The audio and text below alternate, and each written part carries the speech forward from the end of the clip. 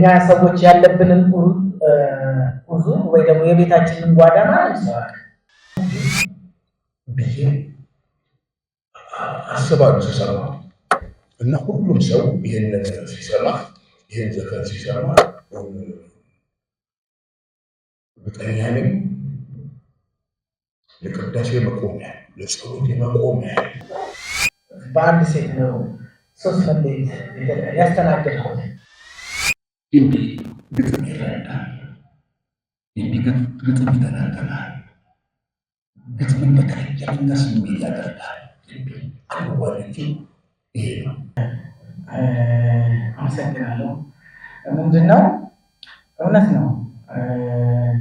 16 ዓመት መቼም እዚህ ስራ ውስጥ ሲቆይ ታሪክ የለበትም ማለት አይቻልም። እና አድማጭ ሲቀርብ እንደ ዘፈን ይወሰድ እንጂ ነገርየው ብዙ ደስታ፣ ብዙ ሀዘን፣ ብዙ ትግል ምናምን የታለፈበት ነው። እነዚህ 16 ዓመት ኢኮኖሚካሊ ጊዜ ምንም እንደ ዋዛ ሊወሰድ የሚገባው ነገር አይደለም። ሌላው መለየት ሶስት መለየት ዘፈኖች አሉ። እነዚህ ሶስት መለየት ዘፈኖች የራሴ ላይ ናቸው፣ የራሴ ህይወት ናቸው። በአንዲት ተወዳጅ ልጅ ላይ ነው ሶስት መለየት የተሰማኝ እንጂ በተለያየ ሴት አይደለም። በአንድ ሴት ነው ሶስት መለየት ያስተናገድኩት። አንደኛው ከመለየት በፊት ያለ መለየት ነው። አብረው እየተኖረ የምትለያዩ መለየት የለም። ነገር ሲገባ እንደዛ ልክ ስንለያይ የተሰማኝን ስሜት የሰራሁት ነው። የዛሬ 10 ዓመት ገደማ። ከዛ ሌላኛው መለየት ያው ሀፕን አረገ። የለመድኩት ነገር ሀፕን አረገና ተለያየ ነው። ከዛ እያየችኝ ታልፍ ነበር ዝም ብላ ይገርመኛል።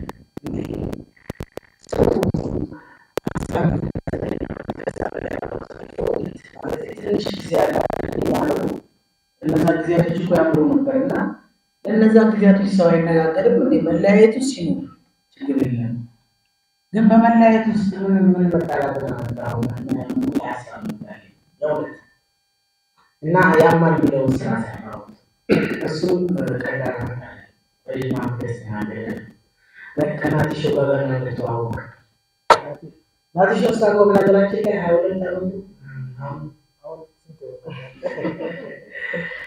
ብቻ እንደዚህ የተሰራ ነው። የመጨረሻው ከ4 ዓመት በኋላ ከተለያየ በኋላ መልሽታ ደቁና 1 ዓመት በኖርንበት ጊዜያቶች ውስጥ ተለያይተን ነበር። ማለት እነዚህ 4 ዓመቶች ክስተቶቹ ቀላል አልነበሩ። የተለያየ አይደንቲቲ ኖረ ድጋሚ ተገናኘ፣ የተለያየ ማንነት እና ያኔ የረፍዳል የሚለውን ስራ ሰራው እና ከእልፍ ጋር ገና መተዋወቃችን ነው። እልፍ በነገራችን ላይ ኢንተርቪው ጋዜጠኛ ነው። ለእናንተ ኢንተርቪው ያደረገኝ በኋላ በጣም ሚኒስትሪ ተከራከርን። የመጣ ቀን የጀመረው ስራ የመጣ ቀን አንድ ስራ ሸቀል ነበር። ከዛ በኋላ ይኸው አለ። አሁን አልሐምዱሊላህ 7 ዓመት አበቃለን ማለት 7 ዓመት ነው እና ይረዳል። የሰራልኝ ቀን አዝማቸው አልጣፈልኝ ቀን አምሻለሁ። ምንድነው የሚለው? ስለይሽ እንደቀልድ ልቤን አሳምርኩት በመንጃሽ መንገድ መምጫሽን አየሁት ነው የሚለው። አንዳንድ ሰዎች ለምን እንደሄደ ስታውቁ እንዴት እንደሚመጣ ታውቃላችሁ። አካሄዱ ሲገባችሁ ማለት ነው። ኮዙ ለምን እንደሄደ ኮዙ ከገባችሁ በቃ በምን ምክንያት እንደሄደ ካወቃችሁ እንዴት እንደሚመጣ ታውቃላችሁ። ያ ሲገባኝ አካሄዱ ካነሰልን የሄደበት አንዳንድ መለየት አይደለም የሚያምነው የተለየበት መንገድ ነው የሚያምነው እና በዛ ስሜት የተሰራ ነው። ሶስቱ የራሴ ነው። እናንተ ስትሰሩት የራሳችሁ አለ።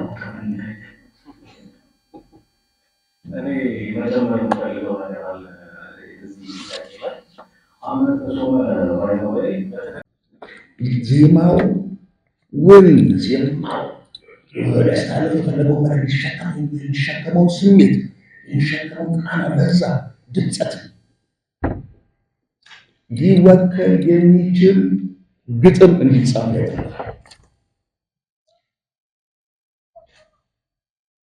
የተጻፈ ግጥም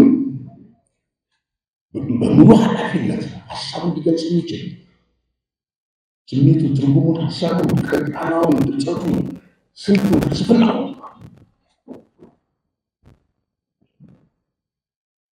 መሸከም የሚችል ዜማ ለመስራት ግጥምን እንደሚያደርገው ሁሉ ለሚሰራው ዜማ የሚሰራውን ግጥም በዚህ ደረጃ አስበው ተጠንቶ ሀሳቡን፣ ዓላማውን፣ ስሜቱን፣ ቃናውን ሆኖ ድምፀቱን መሸከም የሚችል ግጥም እንዲሰራ ያደርጋል። እንዲህ ካራክተር በነገራችን ላይ በግጥም ውስጥ ካራክተር ዘፈን ፐርፎርም መደረግ አለበት። ዜማ ፐርፎርማንስ መሆን መቻል አለበት። ነፍስ ፐርፎርም ማድረግ አለባት። ፐርፎርም ለማድረግ ደግሞ ዋናው ሀሳብ የሚያጠነጥነው በማለት ማነው ካራክተር፣ ማነው ጉዳዩ፣ ማነው ማዕከላዊ ትኩረቱ፣ ምን፣ ለምን፣ እንዴት፣ በምን ስሜት ያን ካራክተር ተንትኖ ያጠናል። የማስ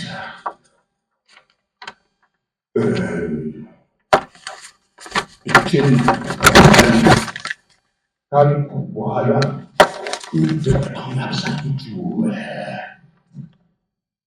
ግጥም ላይ ትኩረት አድርጌ በምናገረው ውድ ባህሪያት፣ የግጥሞቹ ባህሪያት፣ ገናም ባህሪያት ምንድን ናቸው የሚለውን ነገር አይቻለሁ። አንደኛ ብርሃናማ ናቸው። ብርሃናማ ተስፋ የሚታይባቸው፣ ተስፈኝነት የገነነባቸው፣ የለበሰባቸው ናቸው። በአብዛኛው ለየት ያሉ ልዕለ ሰዎችን በተለይ ፍቅርን በተመለከተ ወጣትነት ይላል። አብዛኞቹ ገጣሚዎች ወጣቶች ናቸው መሰለኝ። ጀምሮ እነኚህ የፍቅር ግጥሞች ውስጥ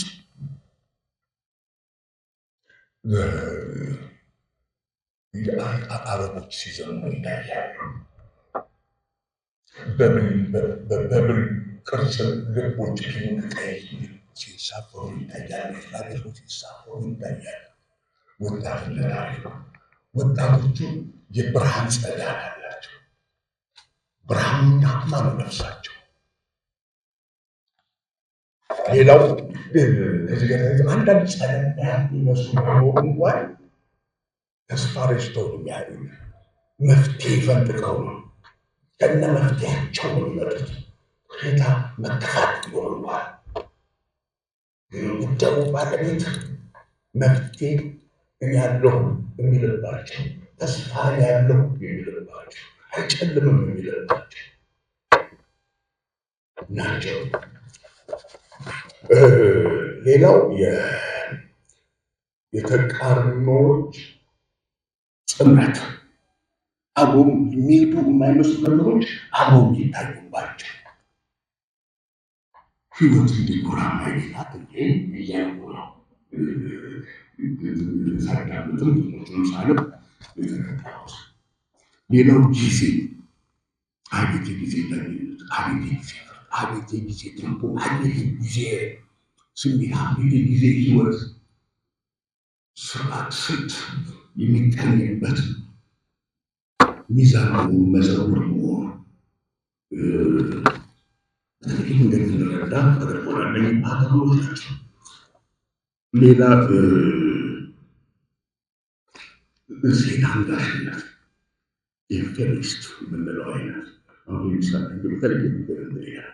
ሴትን የማይማለስ ሴትን ታላቅ የማድረግ ሴትን የመጫን ካባ የተደረገ ለሰብ አድርጎ የመፍጠር የህይወትን እውነታ በተለየ ነገር አራቀው አልቀው አተልቀው አግዝተው አድርገው ግን እንድናለን በልባችን አቋማችንን እንድናስቀምጥ አድርጎ የተጻፉበት መንገዶች የሚገርሙ ናቸው።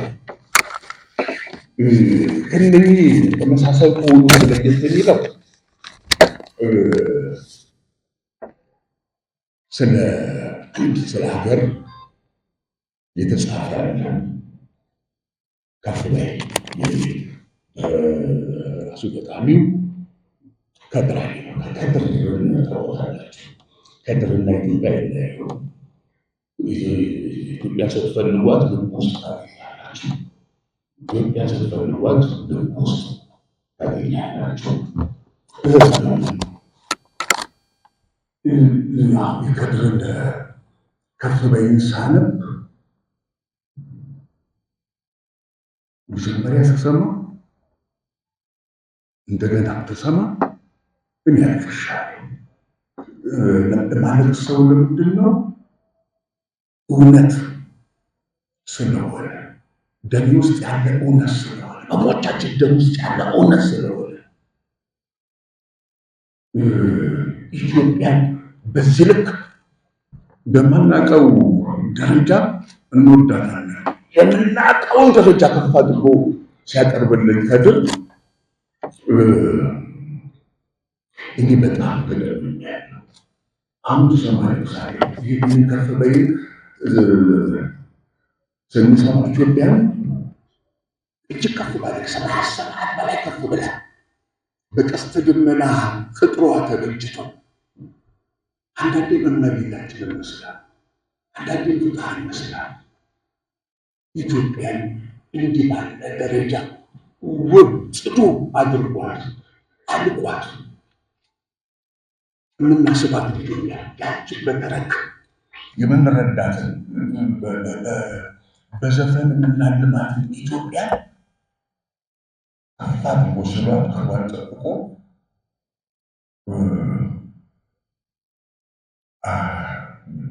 ምን ተሰማኝ? ይህ ነገር ክርስቶሳዊ ምርቃት ነው። ይህ ነገር በእያንዳንዳችን ልቦች ውስጥ ያሉ ግለሰቦች፣ ካህኖች ምርቃት ነው ብዬ አስባለሁ ስሰማ እና ሁሉም ሰው ይህንን ሲሰማ ይህን ዘፈን ሲሰማ እርግጠኛ ነኝ ለቅዳሴ መቆሚያ ለጸሎት መቆሚያ አድርጎ ምርቃት መቀበል የውዴታ ግዴታው የሚሆንበት ጊዜ እነሆ አሁን በቅርብ ነው። ከፊታችን ሐምሌ 10 ቀን እውን ይሆንልናል። በጣም አመሰግናለሁ።